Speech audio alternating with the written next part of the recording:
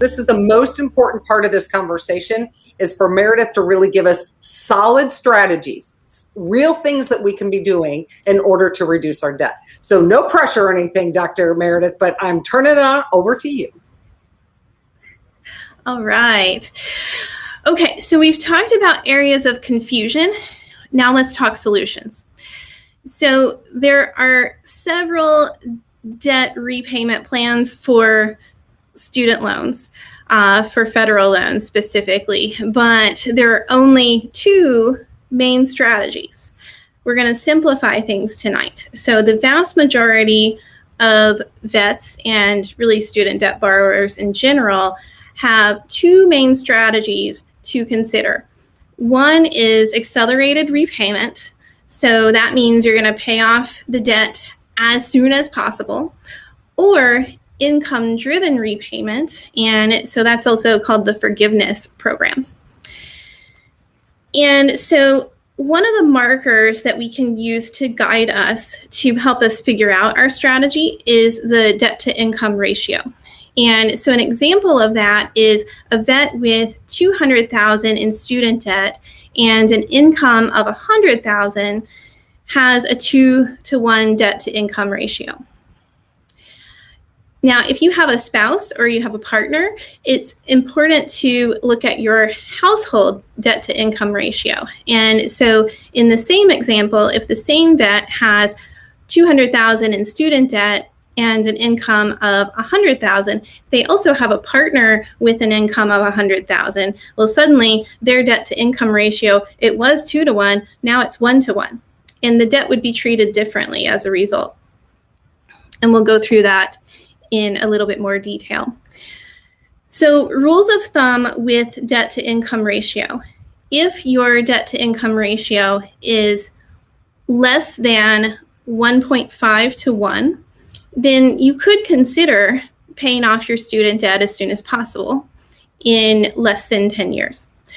If your debt-to-income ratio is between 1.5-to-1 and 2-to-1, that's a gray area where some vets may want to pay off their debt, or some vets, depending on their situation, may decide to go for income-driven repayment and go for one of those forgiveness programs. If you have a debt-to-income ratio that is greater than 2-to-1, and if it's likely to stay there over time, then forgiveness or the income-driven repayment plans may be the best for you. So let's go into a little bit more detail with those two strategies. So strategy number one, accelerated repayment. So I mean paying off the loans as quickly as possible, and it's typically done in less than 10 years. That's what I did, but not every vet can do that. And I freely admit that I had some advantages. I graduated in 2008. I have a husband, so we had a dual income. I had lower interest rates compared to some of the graduates over the past several years. And like I talked about earlier with the subsidized loans, some of my loans were subsidized by the government, so I didn't accumulate as much interest as a lot of newer grads are at this point. So that's strategy number one, paying them off in less than 10 years. Strategy number two is the income-driven repayment plans. So when you hear about repay, pay, or pay as you earn, IBR, those are examples of income-driven repayment plans. And what's different about those plans compared to any other debt that you've ever had to pay off is that it's actually not based on your amount of debt, and it's not based on your interest rate. Your payments are actually based on your discretionary income and the number of people in your household. And that discretionary income is a calculation that is done by the government. And so the idea with income-driven repayment is that you're going to make the minimum payment on your student loans for 20 to 25 years. And after that, at year 20 or year 25, the remainder of your loans are forgiven. But one thing to be prepared for with that is that there is a tax bill associated with that. We like to lovingly refer to it as the tax bomb. And so it's important to set aside money every single month to make sure that you have enough to be able to pay that tax bill at the end of the 20 or 25 years. Because if you don't, you could be in trouble with the IRS. And another thing to keep in mind with the income-driven repayment plans is that you're going to have negative amortization. And so what that means is that the payments that you're making each month are actually less than the interest that is accruing on the loan. And so additional interest gets added onto the loan as a result. And your loan balance is actually going to increase. And so that's something to make peace with, and it's something to expect if you are on an income-driven repayment plan, is that your loan balance is actually going to increase, at least for a while. So let's talk about how to figure out your student debt strategy. And so I've got a handout, and that's something that we can put the link to in the chat. And it looks like we already have. Thank you, Shannon. So the handout shows all of the steps, and I'm going to go through them briefly because really this is something that you're not going to be able to do in real time because we're actually talking about pulling your real numbers, but this is how you figure it out. So step one is to actually calculate that debt to income ratio that I just talked about. And you're not going to use that, honestly, in these other steps, but I want you to calculate that to use it as a guideline and play with the numbers a little bit. Project what you think your income may be over the next 3 to 5 years. And one thing to be aware of if you're a brand new grad is that your income may actually increase more the first 3 to 5 years that you're out, and then it may not increase at such a rate once you've been out for a little while. So play with the numbers a bit when you're doing that, and you may come up with more options than you thought you had. Step two is that you're going to go to the studentaid.gov website, and you're going to download your student loan data there. And the handout actually goes through the individual steps of how to do that and what links to look for and how to save that file. Once you get that file, and it's going to be a text file, you're going to upload that data to the VIN My Student Loans tool, and the link for that is also in the handout. And you're going to use that student loans tool on the VIN Foundation site. You're going to use that to get your average weighted interest rate. And that's one of the things that you'll need to plug into the calculator for the next step. And so step 4 is to go to the VIN Foundation Student Loan Repayment Simulator. And so that's another link that's in the handout. And you're going to plug in your numbers there. And once you plug in your numbers, you're going to see a series of options. And so it's going to talk about the standard 10-year plan. It's going to talk about an extended plan, which isn't as good of a deal as some of the other plans.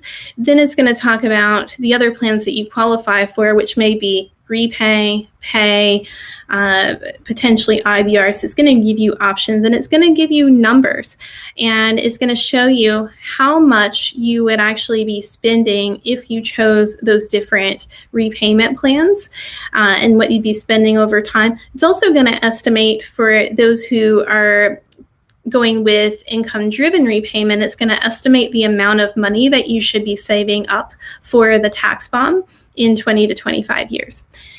And so, another thing I want to make sure that I mention, because this is new because of the CARES Act, when you're plugging your numbers into the VIN calculator, VIN simulator, when you plug your numbers in, there's actually going to be a range that's going to include $0 payment, even for the standard repayment plan, which is unusual, but it says that because of the CARES Act, because right now all of or most of the government loans are on pause. And so right now, through the end of September of this year, there are no student loan payments, and no interest is accumulating during this time because of COVID and because that was part of the CARES Act. And so that's why you're going to see a $0 payment on the low end. But on the high end, you're going to see a more realistic idea of what those payments might be. And so if you know that you're going for an income-driven repayment plan or one of the forgiveness plans, you can stop there.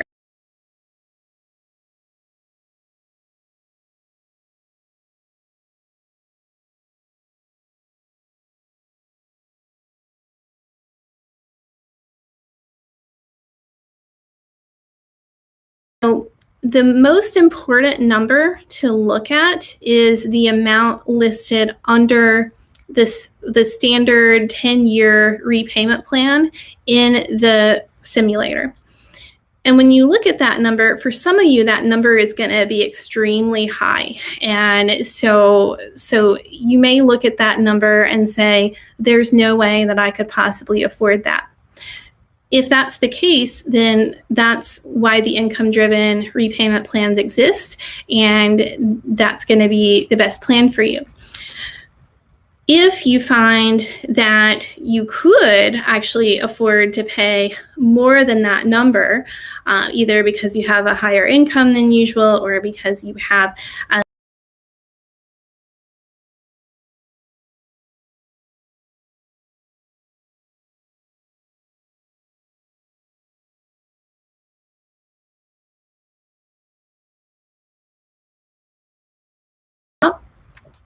one thing that I'll mention too is that some vets actually choose to use income-driven repayment because of their career goals.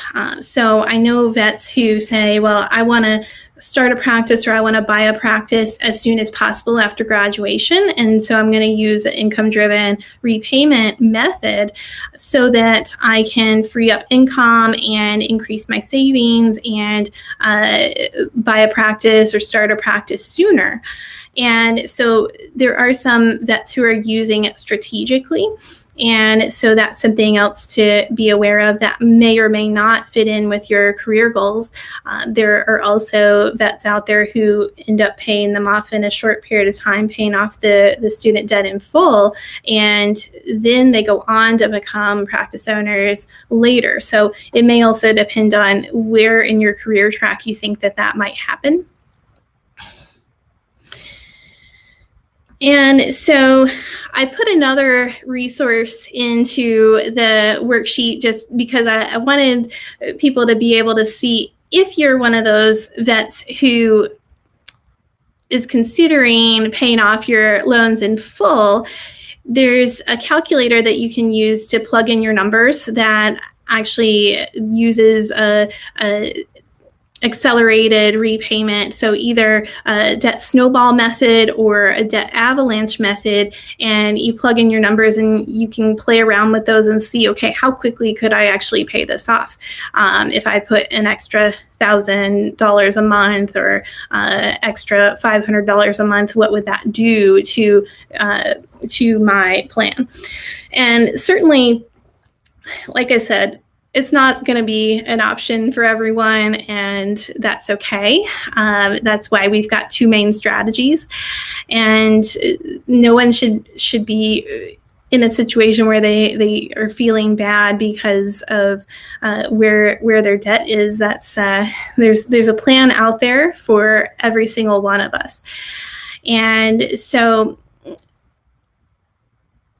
paying off student debt in full, it's most feasible for vets who could afford to pay off their student debt in less than 10 years.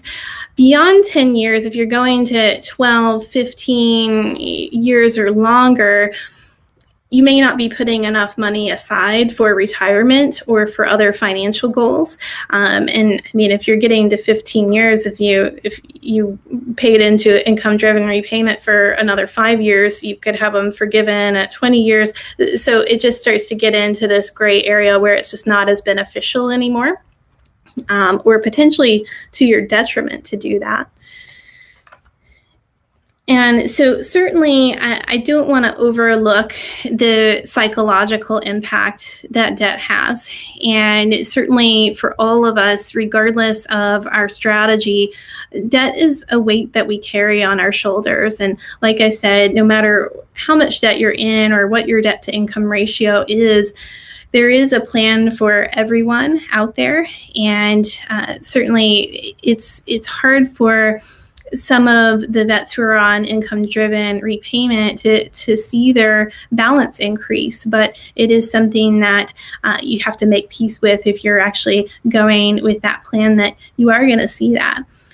And so the bottom line is to find a plan that works best for you using the steps, and don't hesitate to consult with someone if you need to. The VIN Foundation offers consultations on student debt. There are also private student loan consultants who do an excellent job and do a great job at giving a really well-rounded approach. And so that's something that you could take advantage of as well.